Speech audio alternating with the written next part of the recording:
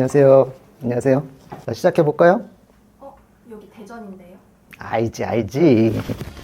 하나문영빈, 워워워워.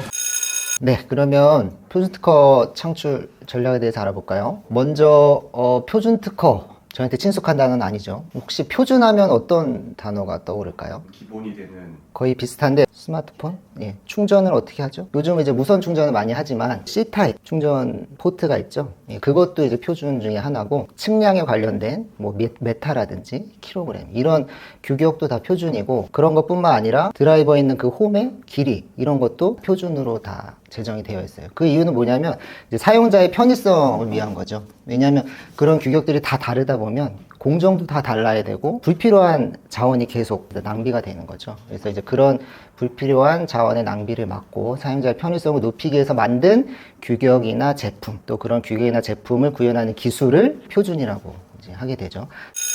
그럼 표준 특허는 뭘까요? 기본이 되는 특허. 표준 기술을 실시함에 있어서 반드시 실시할 수밖에 없는 특허가 표준 특허예요. 의외로 간단하죠. 근데 실제로 이제 표준 특허를 판단하는 것은 그리 또 간단한 과정이 아니에요. 청구항에 있는 구성 요소하고 표준에 있는 내용을 이렇게 1대1로 비교를 하는데 그 구성 요소와 표준에 있는 스펙이 1대1로 정확히 매칭이 될 때 우리가 리드 온이라고 하고 그 리드 온이 될 때 청구항을 가지고 있는 특허를 표준 특허라고 해요. 이제 영어로는 essential patent 혹은 standard essential patent. 우리가 이제 표준은 아까 말씀드렸듯이 모두를 위한 규격이나 기술이기 때문에 어떤 범용성을 가진 그런 권리인데 특허는 누구만 소유하고 실시할 수 있죠? 특허 권리를 가지고 그렇죠. 특허 권리를 가진 사람. 그래서 그 공개에 대한 대가로 특허권자나 특허권자가 허여한 실시권자한테 독점권을 주는 거죠. 그래서 이런 범용성과 독점성을 모두 다 갖고 있기 때문에 굉장한 막강한 권리다. 그래서 그만큼 따내기가 쉽지 않은 그런 권리인데 그래서 처음에는 이제 표준에서 특허를 인정하지 않았어요. 그런데 이제 기술이 발전하고 특히 이제 통신 기술이 이제 부각이 되면서 특허가 포함된 기술을 표준으로 하지 않을 수 없게 됐고 또 어떤 우수한 기술을 가진 사람들이 이런 표준에 참여하는 것을 좀 독려하기 위해서 표준 특허가 이제 실무적으로 인정이 되기 시작했습니다. 여기 보시면은 작게는 5단계, 세부적으로 7개의 단계가 있는데 내가 제안하고 싶은 표준이 있으면은 그런 아이템을 프로포절하는 단계가 있고 아이템이 승인이 되면 그걸 이제 표준안을 개발하는 개발이라는 기고문을 이제 쓰는 단계고요. 기고문을 이제 써서 어느 정도 완성 단계에 이르면은 표준안 검토가 됩니다. 이 검토는 누가 하느냐? 표준안은 혼자 하는 게 아니죠. 모든 사람이 편의성을 높이기 위해서 하는 기술이기 때문에 그 표준화에 멤버가 있게 되는데요. 그 회원국들의 의견을 수렴받아서 모두가 다 합의가 돼야지 이런 표준 제정 단계까지 넘어갑니다. 표준화 과정이 보통 얼마 정도 걸릴 것 같으세요? 그러니까 짧게는 3년, 길게는 5년까지 굉장히 오랜 시간 걸리게 돼요. 이 표준안에 대해서 모든 회원국의 의견을 수렴해서 합의를 봐야 되기 때문에 굉장히 지루한 시간과의 이제 싸움이 되는 거죠.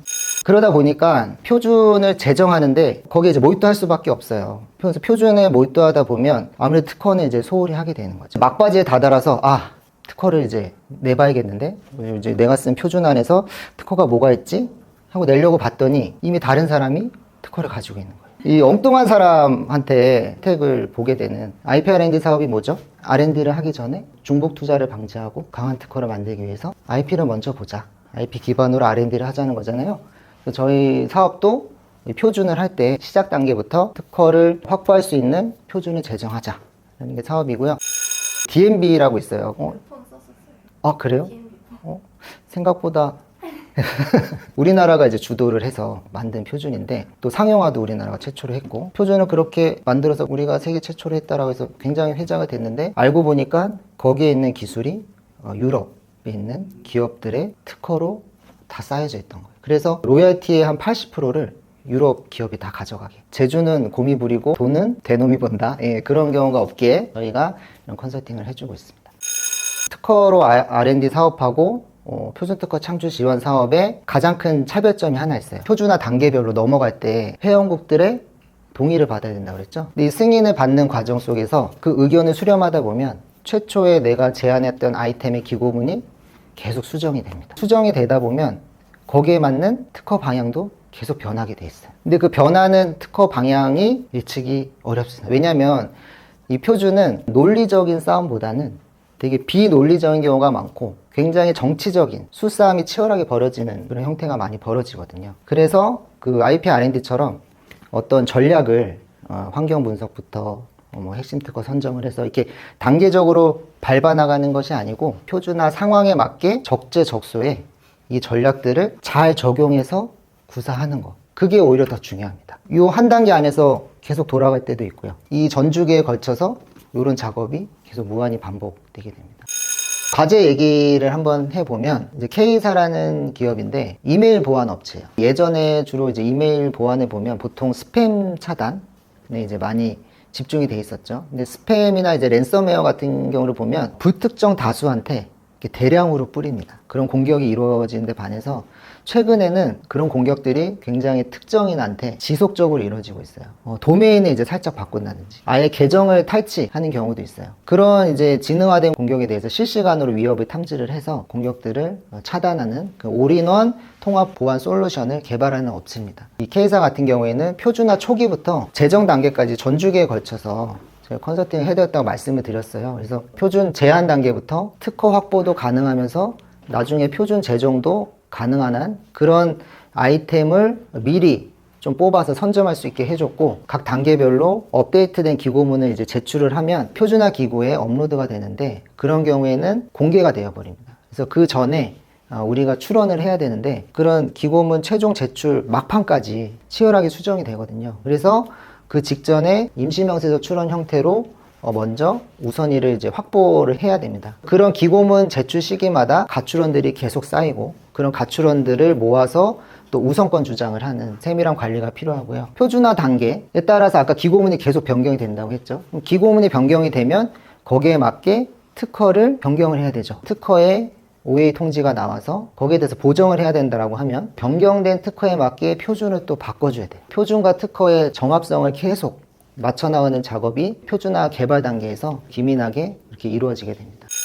저희가 표준 특허 6건을 선언을 했고요. 표준 특허의 그 확보에 그치지 않고 표준 특허를 가지고 활용을 잘 했는데 표준을 하는 중소기업에서는 이제 보기 드물게 투자사로부터 이제 50억 원 투자도 받고 또 여기서 그치지 않고 투자자들이 우리나라 이메일 보안 업체가 표준 특허도 갖고 있네. 이걸 이제 미래에 큰 잠재력으로 또 인정을 해줘서 기술 특례 상장까지 진행을 하고 있습니다.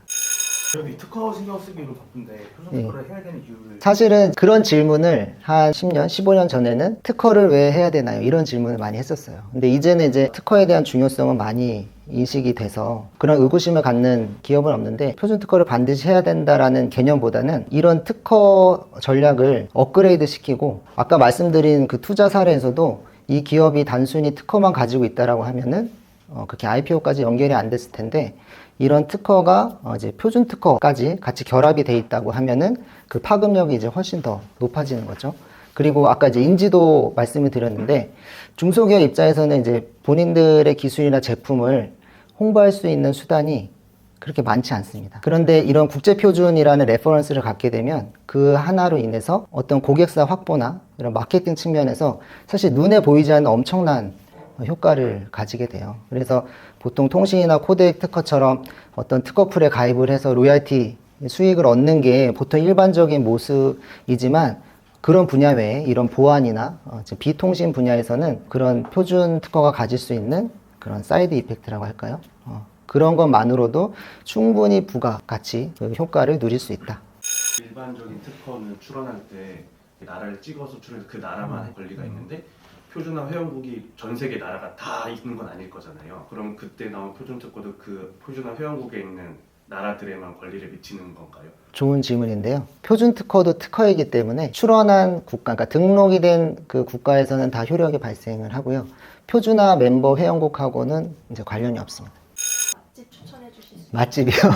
제가 좀 보양에 관심이 많아서 여기 서대전역에 흑염소 탕집이 있습니다. 점심에는 굉장히 저렴한 가격에 제공을 하고 있어서 가끔 애용하고 있는 정드림 흑염소탕 한번 가보시죠 나중에. 네, 그럼 질문 없으면 이것으로 마치겠습니다. 네, 수고하셨어요. 아, 두산 팬인데 곤란하네. 하나 문영빈 워워워워